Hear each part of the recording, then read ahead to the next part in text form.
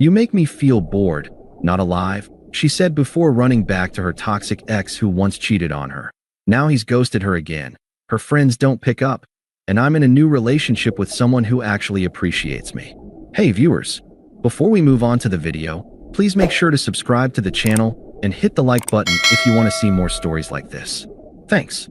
I never thought I'd be the kind of guy to get blindsided like this. I'm not clueless. I'm not spineless. But love has a way of making you explain things away. And damn, I explained a lot away for Julia. We were together for 2.5 years. Moved in after about 1. She had just gotten out of a mess with her ex, Derek, emotionally abusive, chronically unfaithful. One of those guys who thought sarcasm was a personality. She came to me wrecked. I didn't try to fix her. I just listened, held her, and reminded her what calm felt like. She used to say I was her safe place. I guess she got bored of feeling safe. Things started shifting around the time she got promoted at work.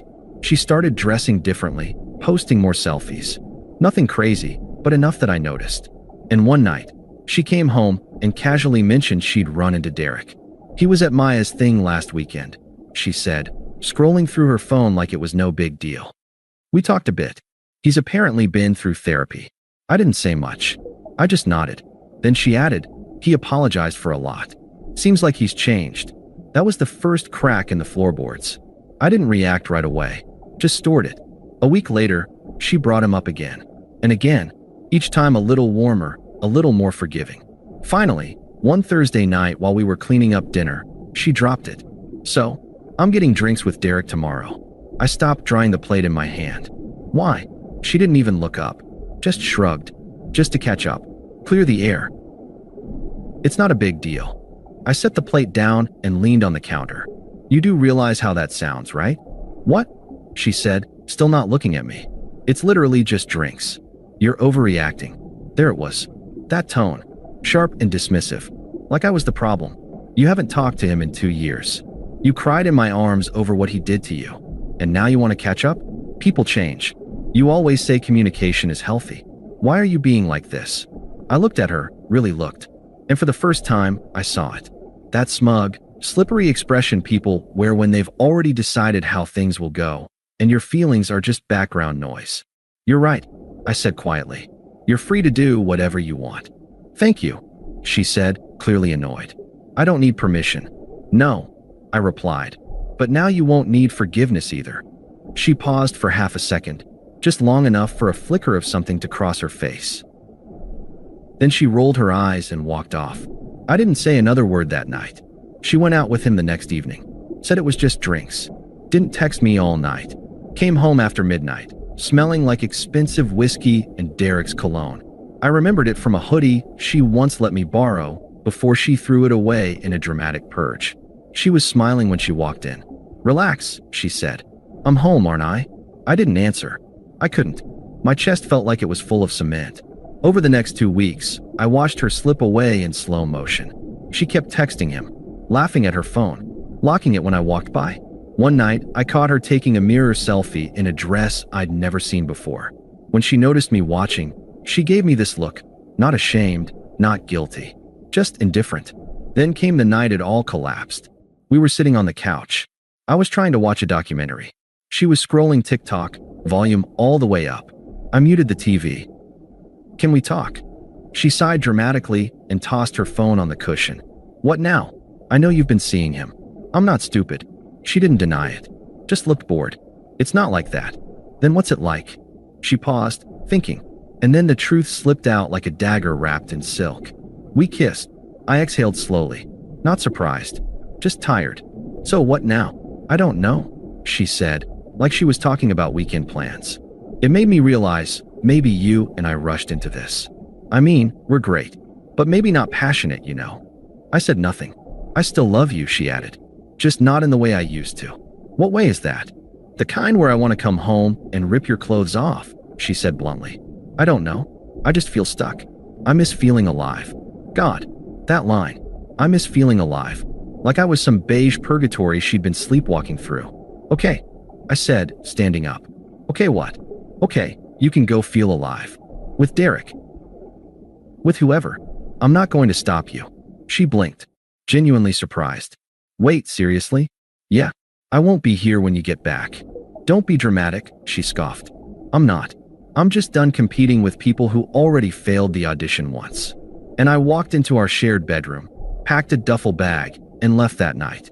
No tears, no yelling, no begging, just silence.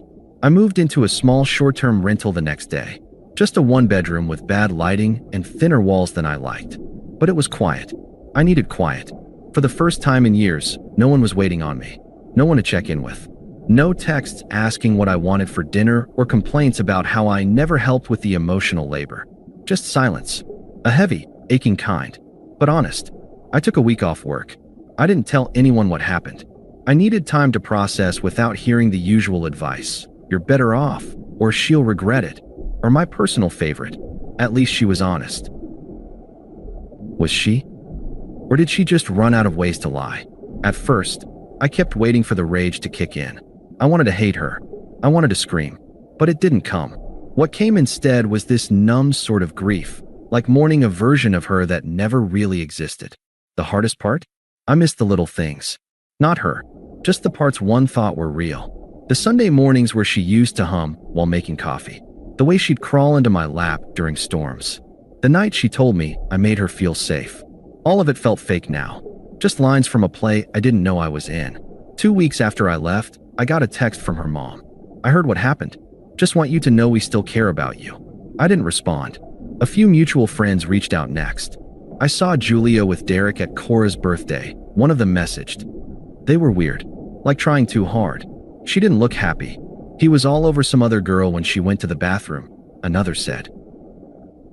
I didn't reply to any of it. What was the point? I wasn't going to play relationship detective after I'd already burned the case file. But the stories kept coming. Apparently, Derek never actually changed. He said all the right things to get her back, then went right back to who he was. Flirting with her friends. Lying about where he'd been. Even got caught DMing a girl he used to cheat on her with. Classic Derek. Julia had told everyone she felt free now. But if freedom felt like crying in public bathrooms and rage posting quotes about choosing yourself, then I guess she got what she wanted. I didn't post anything online. I didn't make a scene. I just got to work. I threw myself into my career, into the gym, into reconnecting with people I'd lost touch with while wrapped up in her drama. I even started therapy. Something she used to say was a waste of money for men who just need to talk to their boys more. It helped. I realized how much of myself I'd shrunk to fit inside that relationship. How many times I'd let her steamroll my boundaries because I thought that was mature. Turns out, maturity isn't staying calm while someone chips away at your self-respect. It's walking out before they finish the job. The first message from Julia came 6 weeks after I left. Hey, just wondering how you're doing. No pressure to respond. I didn't. A few days later, I miss our talks. Everything feels so loud now. You always knew how to calm me down. Still nothing. Then, Derek and I aren't seeing each other anymore. It was a mistake. You were right. No reaction. That's when the tone shifted. Wow. Ignoring me? After everything. You think you're better than me now? Fine. Go live your boring little life. Block. I didn't hate her. I didn't love her. I didn't feel anything at all. And that, more than anything, was my closure. 3 months had passed. I was doing better than I expected. I wasn't just moving on, I was evolving. I'd picked up more freelance clients, started going on runs again, even went to a couple of small get-togethers without dreading them. It wasn't some Instagram glow-up story. It was quieter, realer. I wasn't happier because she was gone. I was just at peace without the constant emotional landmines. Julia, on the other hand, was unraveling. Word travels, especially when people want to see how the story ends. A friend of mine, mutual with her coworker, let it slip. Yeah, she got written up at work. Missed a few shifts. Cried in the break room last week. Apparently, Derek ghosted her. Not suddenly, but methodically. He'd breadcrumb her just enough to keep her hooked, then vanish for days. She posted a photo of them together with the caption, "Real love is messy," and 2 days later, deleted it. It was a slow implosion. Not a loud crash, but 1,000 tiny humiliations. And when people finally started seeing her for who she was, selfish, entitled, unstable, they stopped making excuses. I got a text from her again. I'm not okay. I made a huge mistake. You were the only one who ever really saw me. I read it. Didn't reply. She tried calling. Twice. I let it ring out. A week later, she showed up outside my apartment. I was on my way back from the gym when I saw her, standing next to my building's entrance like she was about to knock on a door she had no right to touch anymore. She looked like hell. Tired, makeup smudged, wearing one of those giant hoodies that swallow people whole. "Hey," she said softly. I didn't say anything, just raised an eyebrow. "Can we talk?" I waited a beat, then said, "Talk about what?" I don't even know where to start. I ruined everything." She started crying. Real tears. The kind she used to fake to get out of hard conversations. Now they were genuine, but I didn't feel anything. No pity. No satisfaction. Just distance. "You were always so calm. So kind." I didn't realize how rare that was. Derek he used me. And when I needed someone, you weren't there. I almost laughed. "You needed me after you left me for your ex?" "I didn't leave you for him," she snapped, her voice cracking. "It wasn't like that. You kissed him, then told me we had no passion, then said you missed feeling alive. I left so you could go do that. I didn't mean it. I was confused. I was scared we were getting boring. So your solution was Derek?" She didn't respond. "I gave you space, Julia. I gave you the freedom to choose. You just didn't think I'd choose to walk away. I thought you'd fight for me," she whispered. "No," I said, shaking my head. "You don't get to push someone away, then blame them for leaving." She looked at the ground. "I miss you. All the time. I dream about us. The way things used to be. I'd give anything to go back." I looked at her for a long moment. "You already gave it away." She looked up at me, eyes wide and wet. "Please, just let me try. Let me show you I've changed." "That line sound familiar?" I asked. "You said Derek had changed too. How'd that turn out?" She flinched. "That's not fair." "No, Julia. It's exactly fair. You wanted to test the waters, and now you're drowning." There it was, the moment of impact. Her expression crumbled into something close to anger. "You think you're so above it all now? You're not perfect." "No," I said, "but I am free." And I walked past her into the building. Didn't look back. Didn't need to. 6 months passed. By then, I'd moved into a new place. A real one. Clean lines, hardwood floors, filled with plants I was surprisingly good at keeping alive. I even started dating again, casually at first. Then something real began to form. Her name's Elise. Different energy entirely. Quiet confidence, no games, no drama. I didn't rush it. I didn't need to. I didn't think about Julia anymore. Not with anger, not with longing. Just not at all. She became background noise. A chapter that taught me something, but didn't deserve a reread. Then came the wedding invite. Cora, our mutual friend, was getting married. I debated not going, but Elise encouraged me. "You should go," she said. "You've got nothing to prove, but you've got every right to be seen." So I went. The venue was outdoors. Late spring. Warm breeze, string lights, champagne flutes clinking. I showed up with Elise on my arm. Both of us dressed sharp but understated. We blended in, until we didn't. Julia was there. Alone. She saw me before I saw her. I could feel it, that sharp silence behind me. The weight of someone staring like they're trying to time travel with their eyes. I turned. She was standing near the bar, frozen mid-sip. She looked tired. Not bad, just smaller somehow. Like the version of her I once knew had been washed out and replaced with someone diluted. She made her way over. Elise had just stepped away to say hi to someone. So of course Julia took her chance. "You look good," she said, trying for a smile. "Thanks." Awkward pause. She shifted on her heels. "Is that your girlfriend?" "Yeah." "She's pretty." "She is." Another beat of silence. She was clearly waiting for me to ask something. Anything. I didn't. "I'm happy for you," she said, eyes flicking down. "You look happy." "I am." She nodded slowly, then gave a soft, sad laugh. "It's weird seeing you like this. You used to feel so safe. Like home." I didn't smile. "That's what made it easy for you to leave."